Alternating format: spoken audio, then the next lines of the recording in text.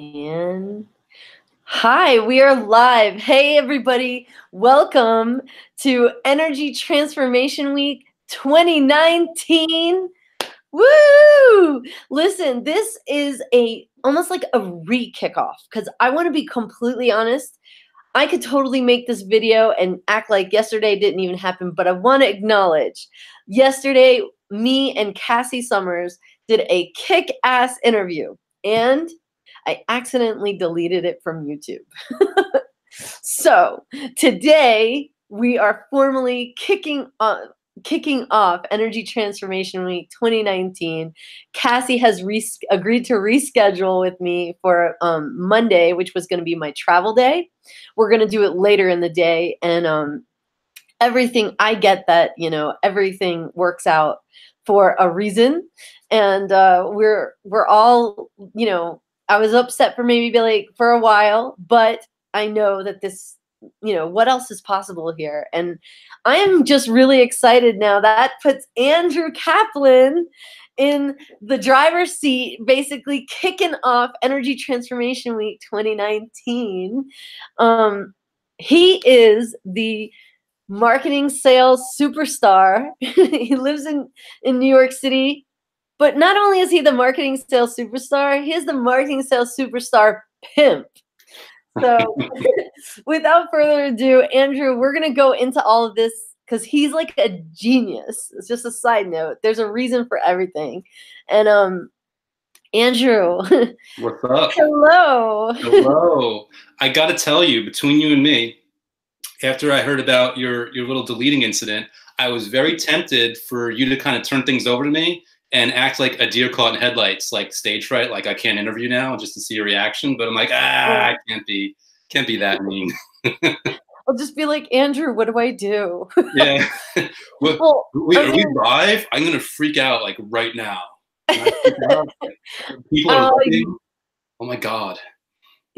Yeah, I mean, the thing about that is at the end of that video, me and Cassie we were just like, and he's good looking and he's cute and all this stuff. It's like evidence people saying Andrew's cute. You know what? I'm deleting this shit right now. Ain't nobody gonna hear me saying that. No way now.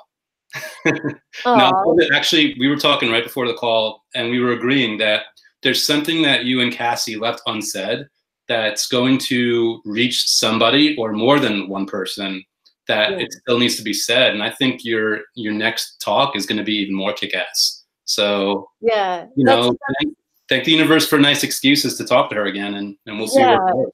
I mean, and the one question I was saying is like, what's right about this? Like, what's right about this? And so, it's revealing itself. And thank you so much for just being like so cool about it and jumping in. And yeah, I get that this is just all happening. This project is just, I think the reason I'm not going to freak out is because I have been creating this for 5 years, and I kind of have the flow down and everything. And I'm, it has been about a year since I've kind of gone through my YouTube channels, and YouTube has changed some things. So I mean, I clicked delete on something that I thought was a test video, and it actually was me and Cassie's interview. So now I know. Well, you have a new slogan now for the rest of this week, and you're like, people click delete on your limitations, and that'll be like your whole new thing. You got a video rolling in your head, act like that shit's on YouTube, and click delete, and just be like, oops, deleted my limitation, oopsie poopsie, sorry about that. Limitations be gone. Yeah. And then you're like, and like the whole thing about that is it's like it's unrecoverable. And I was like, oh, right. That's another slogan. Make your limitations unrecoverable. That's what we're all about this week, right? See, do you see this? You're doing your magic. So okay, let's talk about you. Like so I usually like to start off with, like, in your words, like, we went over a little bit of like what your title is, but like, okay, so who are you and what is your mission in the world? Right. Well, I am a walking fucking contradiction, and I'll go into it this way. I did see the end of your interview yesterday just to see how you'd introduce me, so I had some context to carry into our speech, just in case I was going off in a different direction. And I noticed you almost like stutter stepped as you said my name and my role yesterday, because you're reading like marketing sales, like this isn't even grammatically correct, because I have a podcast called The Marketing Sales Superstar. And most people hear that, their brain's like, don't you mean marketing and sales? And oh yeah, that's a little along the lines of part of who I am and what I am. I'm this walking contradiction. I'm a walking misdirect, because I'll even show you, I mean, people can check it out on Amazon, but I have a book that I just put out called It Doesn't Matter What You're Selling.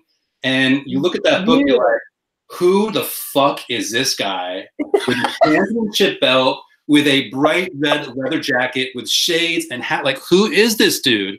And the way I've kind of put it together is like, I poured my heart and soul into a marketing and sales resource that anybody in any industry can use. And my goal is for them to look at that cover, be like, who the hell is this guy? But click on the Amazon review and actually see that there's real legitimate insight and value for them. And even on, I kind of think it's funny that you said like pimp. In my Facebook intro, I call myself, and there's only 101 characters to work with, but an author, podcast host, strategist, pimp. And it's really just like a tongue-in-cheek, just, you know, laugh. Life is not that serious. Let's see where it goes type of thing. And I'm all about, I don't want to say shocking people, but I'm all about misdirecting people enough that it's going to give me time in a window to give them a holy shit result in their sales and marketing. So while they're busy judging, they're not even busy in lack of judgment. They're so caught up in judgment, even if it's a negative or a positive judgment, they're so caught up in that. They're listening to the content, they're reading, they're working with me in person, and they blink, and all of a sudden something is shifted. And I'm not just talking about internally, which is an awesome thing. I'm also talking about financially. And like these days, since I started my new company last year, and since I wrote this book, and since I started my podcast, A Marketing Sales Superstar, this is really what I'm about, because I think everyone delivers their own value in their own way. And I'm just about, you know, taking this opportunity and taking this space to deliver ideally a holy shit result for someone that might need it in this area. Yeah. And so inside of everything that you're saying to me, okay, what I'm kind of like looking for and hearing is you're pretty much marketing, sales, all this stuff. And I'm also hearing you're genius. And it's something that's a different that you don't hear many you know, I listen to all kinds of marketing and sales gurus all the time, and it's like, you know, I see you being a little different with it. Just a little different. Maybe a little different. But it's like that difference, like what I'm also hearing is you're using it to your advantage. You're also using like judgment, which, you know, so much of most of so I know you from an energy modality called Access Consciousness. And a lot of what we do with that is, you know, we don't want to go into judgment.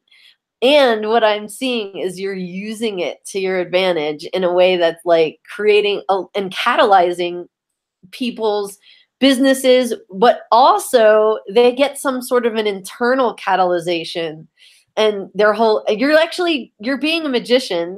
Someone comes to you for business and marketing and sales stuff, and their whole life is going in a different direction, right? Is that kind of... Well, thank you for acknowledging that. And it's interesting to hear you say that I'm using it to my advantage, and you're right.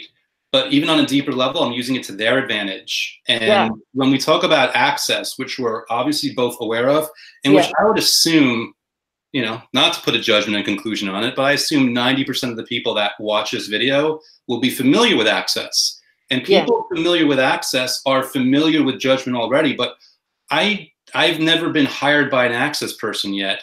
The people I work with are stuck in judgment. So it's like, well, if they're stuck in judgment, whether I'm the guy to get them out of it or not is a whole different conversation. But I might as well leverage that judgment to a way that's going to help them, because they're not going to get over it anyway, at least today. So let me get them some money and some happiness and whatever else that I could for them that I am able to facilitate for them. That's amazing. Like, I'll have some money and happiness. Like, and you know, Andrew and I have traded energy work, and surprisingly, our conversation goes towards that.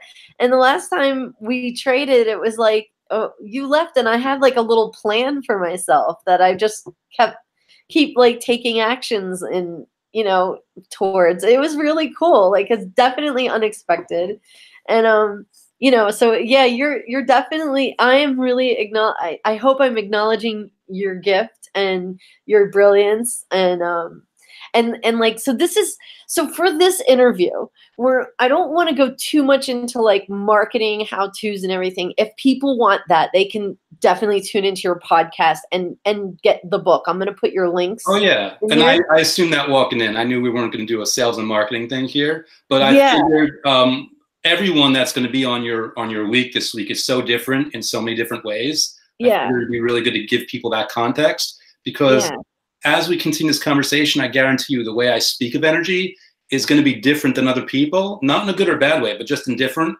even though all of us, as I understand it, are familiar with access and use those tools. Yeah, that's so cool. So this is my question for you, okay? Mm-hmm. Like,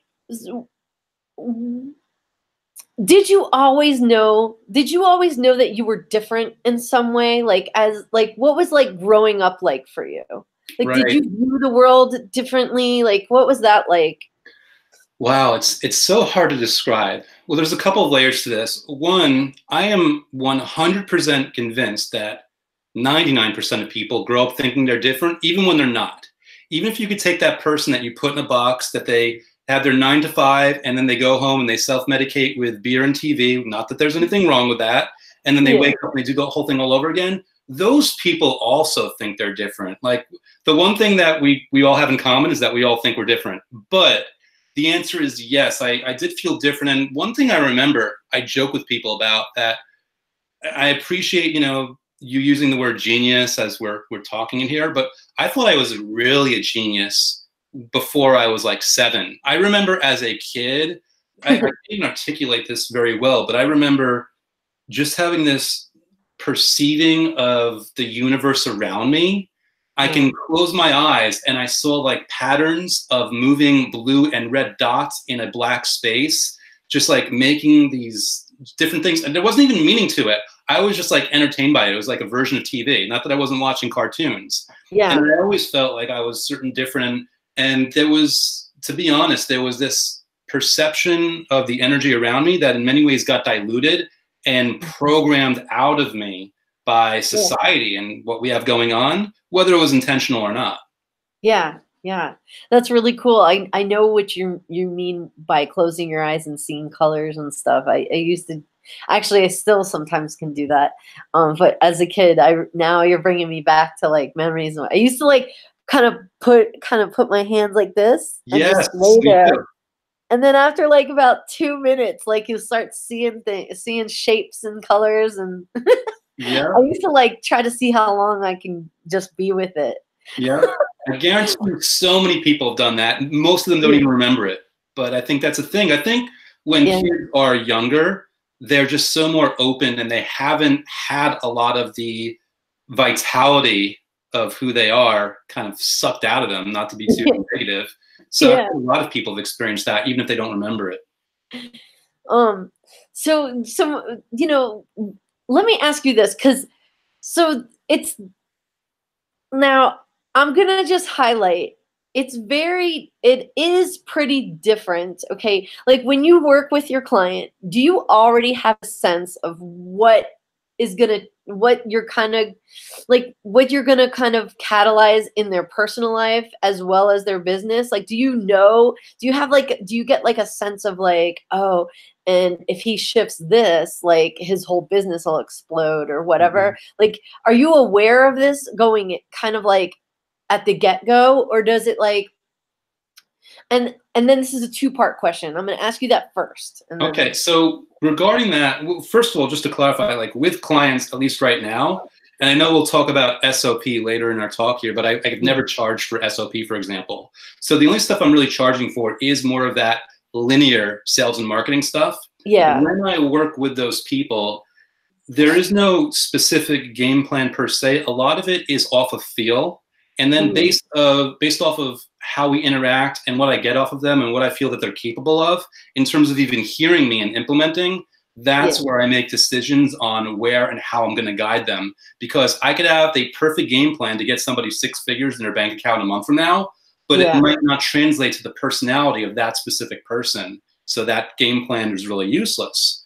By the same token, if I'm on a conversation with someone just as a friend and they need help and they need facilitating, or I'm doing an SOP session or a combination of them, again, it's all going off of being in field, being in the moment, because those people that understand SOP, a lot of them, you know, you ask in the beginning, if you can get anything out of this, what would it be? And then the person says something, regardless of whether you're responding to what they specifically verbally said, I know that I have certain questions that I'm asking based on an insight that I'm just getting from their energy. Like one person, I'll say like, if you can get anything out of this, like, I want a boyfriend, and like, okay.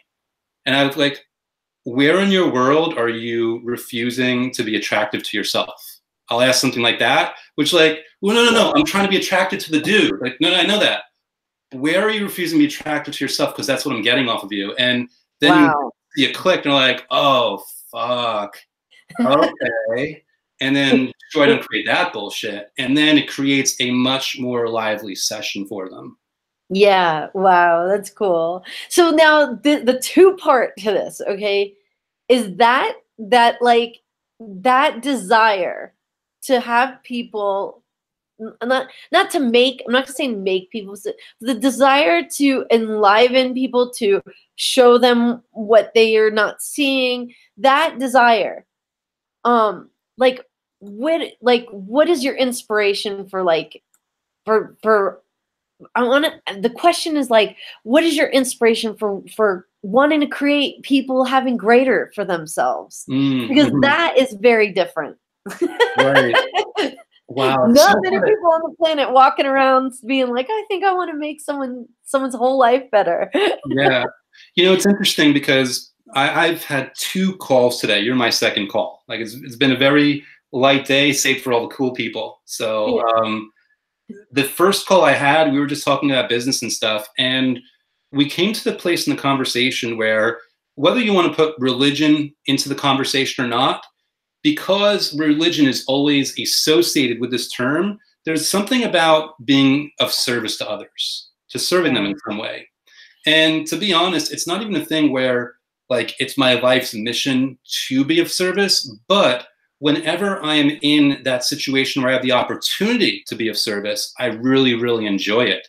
And even hearing myself answer that to you, I almost wonder why I don't seek that out more, why I enjoy it so much, and why I never pass on an opportunity, but why I don't even seek it out.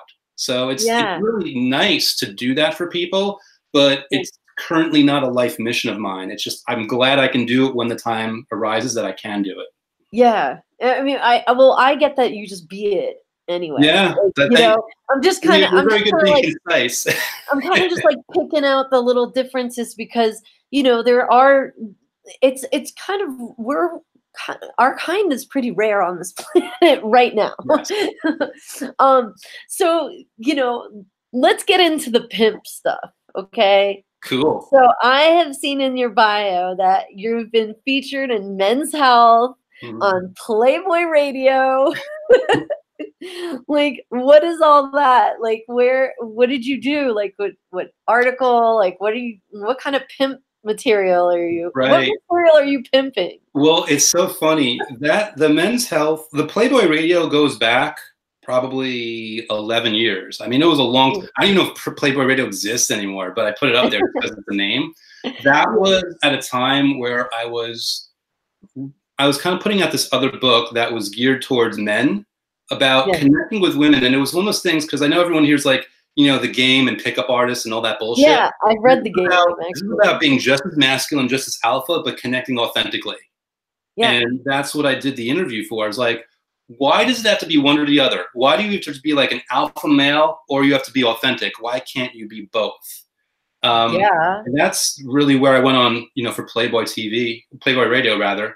But the Men's Health thing was actually a different thing. And the Men's Health was under a pseudonym, so you won't even find me there. But It was when I put out a product, another one. This was in the dating space to help guys when they match with someone on like Tinder or Bumble. It was like, I can show you literally, I could still do it. I can show you how to get a date set up in one phone screen's worth of conversation. Whoa. But being authentic about it. I can show you what to say where you're not being full of shit, where you actually have that date within like a phone screen. And I was featured in Men's Health because there was an article like, how do you get to the second date or something like that? What are the mistakes made? And they found me through that marketing of that, and they wanted me to answer some questions. So I actually did that for them.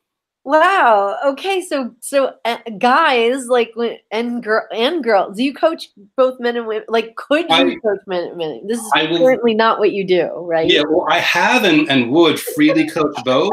I've coached men more just because for whatever reason they've resonated more with my message. Right. For whatever reason, and that's fine. But I'll gladly coach anyone, assuming that after one conversation, it's clear that I'm actually giving them value. I think oftentimes, when you're talking about, romance or love or however you want to put that, or just dating, there's a lot of conclusion that people are stuck in where they can either receive what you're giving them and implement what you're advising them of, or they can't, and that's fine. But the funny thing was, it was a really dark experience with the dating app thing. I actually had a product to show people how to do this, and I created this brilliant video sales letter, and I like poured my heart and soul, and I made like 70 videos, and I poured all these months into it. And I put an ad up. I drive traffic through Facebook, right? And these motherfuckers just shut down the ad account, and they're like, "You're against our terms of service." And I'm like, "What?" So they're like, "Well, you're a dating app." I'm like, "No, I am not a dating app. I am a person with an info product that shows you how to do well if you're using a dating app." And it was a back and forth conversation, and they were like, it was so weird because I would give them these very crystal clear, concise explanations that a moron could understand. And they'd gone back with the same bullshit line, like, "We cannot continue this operation," or whatever they were saying. I would only find out, actually, this was like 3 years ago. I found out 3 months ago, it's Facebook's artificial intelligence. It's AI responding to me. It's not even a real human being doing that. Wow. So it's like, just another example of like conclusions that we go into. Here I think that this person's a complete asshole, and really the asshole is the person that threw AI in there to not even serve people that are paying them for advertising. Oh, geez. Wow. But the go away from this, and this is actually in my book, It Doesn't Matter What You're Selling.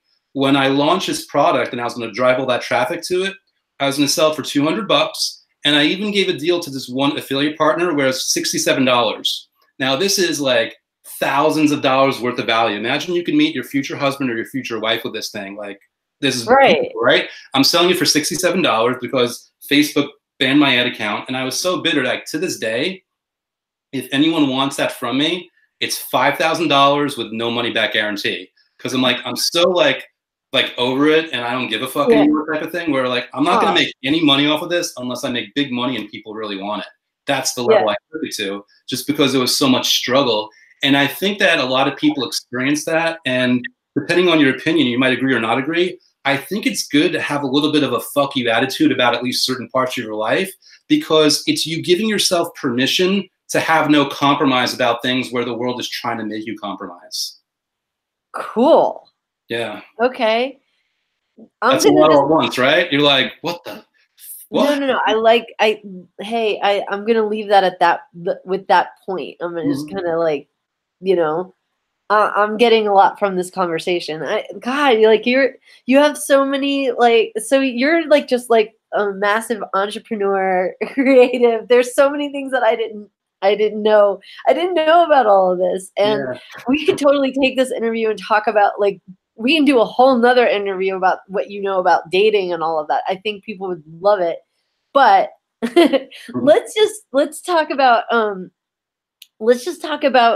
because we are coming up on the half-hour mark, and I want to know if you're okay with going over a little bit. We're kind of coming towards the close. Yeah. So if your schedule allows to go over a little, I can go as long as you need. Let's take this in the direction that's working for you. Okay, yeah. I mean, shoot, I could totally talk about the dating stuff all day, but we'll put some links if anybody send me your links to Yeah, all I'll of only that. have one. I'll throw it And at I'll the go end of ahead the and call put here. that in there. But note to self, we're gonna do another interview sometime. Cool. So let's talk about your book, okay? Because I know you have your new book. All right, it doesn't matter what you're selling. It's been very well received on Amazon, right? And it's like, and I also noticed that you also in your there's kind of two parts of this. We talk about your book a little bit, right? Mm-hmm. And we'll go there. But then I want to go into the podcast because you're doing something very that I thought was pretty creative with the podcast, is that people can actually sign up to do a session with you. And if it's on your podcast, it's free. Yeah, cool. Okay, so the book, It Doesn't Matter What You're Selling, really that's the message of it. That wasn't the original title of the book. The original title was Sales Domination Secrets. And I was going in with tunnel vision looking to launch it, and someone says that title sucks. And I'm like, I can't really disagree with you there, but I don't know what to do. So I went through the books, and this is good advice for anyone that might want this. I went through my introductory chapter and my first chapter, and I was looking for anything that sounded like insightful or wisdom or profound. And I saw the words, it doesn't matter what you're selling. I'm like, fuck, that's the title. Because that's what the book is basically 6 moves that you can do where it doesn't matter what you're selling. If you can accomplish these 6 moves, whatever you're selling, you're going to be able to do it. You know, one of which, of course, is having like a market of people to give that away. But these, you know, this goes into storytelling, it goes into positioning, it goes into all the ways that people don't intuitively know how to communicate their message in a way that's going to invite real buyers that are in absolute, you know, resonance with who they are and what they're actually offering. And I'm in support of that as the podcast. And yeah, at the end of every single episode, I actually give 2 benefits. And it's really because you're a listener, you get this. Either someone can get a guaranteed reduced rate with me, where like, you know, it costs like minimum of $1,000 to $2,000 if you want to work with me. But there's a much reduced rate if you want a session. And usually depending on my schedule, I'll offer it to the first person or the first like 5 people that grabs it. But yeah, I also have a free session option for people where the goal is someone that's having a difficulty can reach out to me with the problem. And I'm like, wow, solving this problem is actually going to solve a lot of people's problems. So I'm going to give this person a session for free, and we're going to record it, and I'm going to share it on the podcast in a future episode. And I think it's a win-win. It's like someone who might not have the money or might not want to invest the money gets free advice, but then all these other people that could learn from it also get this benefit. So I'm just trying to create in the book, in the podcast, in my life, in my interactions, in this conversation, I'm just trying to create and invite these scenarios where it's all wins. Cool. That's really cool. And then, and like, I think we've kind of threaded through this throughout. My question that I actually wrote down to ask you is, how has your knowledge and your awareness of energetics added to all of this? And we talked about how it adds to your clients' lives, right? But how does all of that work within you? Right. So this is something, you know, I don't give all the credit to Access, but I certainly give a lot of credit to my experience with Access and other situations. This awareness is about walking through the world with a greater sense of ease.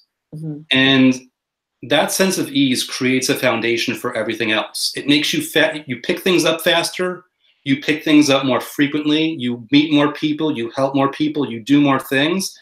That energetic awareness lends itself really heavily into everyday life. It's just about when I'm understanding energy on an SOP session, I am reading that person, I'm reading their energy, so to speak, and that's putting me in a position to facilitate them a lot better. That also applies for someone that doesn't know jack shit about Access, but has a question about something. And that could even be someone who's having a tough time in their life. Quick story.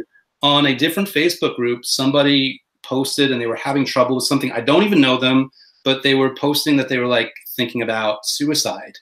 And it's 2 a.m. and I'm tired as fuck. And I've rarely done this, but for some reason I went into the group and I tagged them. And I'm like, if you need someone to chat to and bounce this off of, let me know, I'm there. And I just had this willingness. I wasn't going to receive anything out of it technically. just this willingness, like, okay, maybe I'm going to be up until 5 a.m. tonight, but there's somebody who's in pain and is in need. And they never got back to me, but my awareness told me to put that out there.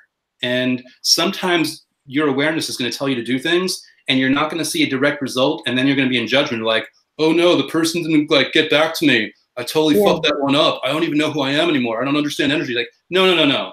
You did what you did. And for all I know, that could have given her like a little extra hope. Or for all I know, someone else just got to her first. It doesn't matter. Yeah. Part of what I've gotten from energy is the reinforcement to trust myself and to further trust that feeling of energy.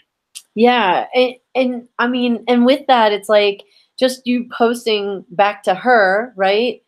That could have opened something up for someone in like across the world. Yes. You know, like we really because it's energy is everywhere. So it's like we really yes, there's our immediate like what we think should occur and happen, you know, and the timing, like what we put on it. But then there's actually for every I really get that, like, you know, every time we run a clearing, anytime we're changing, you created some sort of change somewhere, just with your willingness. So, I mean, you were willing to be you and kind of be there for that person. I think that's amazing. And I mean, that's like, so that's so what I've heard in this whole interview is that you are someone who has, I know you to have created a lot of things. I know there's things that you haven't even told me yet. And I hear that you've hit a lot of like, there's been failure, there's been resistance, and there's been, you know, trials and tribulations. And yet here you are still moving, still putting out your podcast. You're, you know what I'm saying? Like, yeah. That's some awesome perseverance there. Thank you. I'm just stubborn, I guess, but I'll take the compliment. I think it's really cool. I mean, so here, I think we're going to get ready to close, but with that and the knowing of the perseverance, we talked about your difference and the knowing of the difference. So I want to, this is a question that I ask every person that is on Energy Transformation Week. Okay. So let's take you back to before you became an author, before you put out your first product, because I'm not even sure what that was. I think you've probably done a lot more. But like before, it was like, imagine that younger version of you, like before taking your first steps out and putting yourself out there and doing and being this massive creator, right? Imagine that version of you is watching this video, right? And you're about to make the choice to put yourself out there, right? And at the beginning, what would you say to encourage him as the being that you are today? Well, I would say there's an old episode of The Simpsons where there's this line from it where they say, someone's got a case of the supposed-is. Like, it's supposed to be this. It's supposed to happen like that. And no bad can come of this. Only good can come of this. I think it's very easy for people. I think there's certain people that are going to be watching this that are embarrassed about having a conversation about energy because they think people are going to think that they're weird. Yeah. And it doesn't matter. Like all these things that you think are so bad, and you think like the world's waiting for you to fail and it's waiting to pounce on you because you're making a choice of something. It's not true. Your failure to make a choice is what's going to create the limitation, and your willingness to make the choice is what's going to create way more possibility than you could ever imagine. And it's also going to help so many other people more than you could ever imagine. So I would say specifically, to my younger self, like, okay, you don't really think highly enough of yourself to do this. Well, then stop being such a selfish bastard and do this for everyone else, because do it either way, whatever it takes. Yeah. A lot of people will be helped when you make this choice to step up. That's awesome. That's really cool. Oh, and so I just wanted to also add is I'm at an event and there was an analogy given, and it was about bamboo and the way that what happens when farmers plant bamboo is they plant the bamboo and then they water it year after year for about 3 years. They're watering it and nurturing it, and nothing sprouts. And then after like the 4th year, finally, okay, like, so could you imagine watering this plant for 3 years and nothing happening at all, right? You don't see anything. And then all of a sudden on the 4th year, a little sprout happens. And then within about 90 days, the bamboo will grow to be about 60 feet tall. Really? The reason is because for those 3 years of nothing popping through the surface, it's created this massive root system underneath the soil that has anchored it so deep and so strong, and it's so fortified that it can create this like 60-foot high bamboo pole in 90 days on that 4th year. So just Sarah, I'd like to change my answer to yours, to what I said at the end of the show. But that's what I'm getting from like this conversation, is it's like you're pretty, like, I've seen you create things. I've seen you do the success day. And in this conversation, it's like, I've heard a lot of like trials and tribulation. And it's almost like you've got that entrepreneurial like emergence thing going on, like like, I'm really curious to see how all of this with the book and the marketing, and now even adding in the energetics, and see what, like, all of these little things are getting added. I'm really curious to see how the future goes for you. So just between you and me, so am I. So and we're gonna talk way more. So I want to close this out just for Energy Transformation Week, but will you stay on for absolutely? Okay. And all right, guys, I'll just say for you, like the guests that Tara's got lined up, including the Cassie rerun or the Cassie redo, like, you want to stick around and check these out. There is a lot of value. I know not all these people, but certain people, they've got their shit together. You're going to want to keep watching all these videos. Awesome. Thank you so much, Andrew. And that brings me to tomorrow's video. We're going to be talking to Stephanie Richardson. She's an access consciousness facilitator. She's a photographer and entrepreneur, and I'm pretty excited for our interview. I've done a couple calls with her recently, and things in my world have shifted.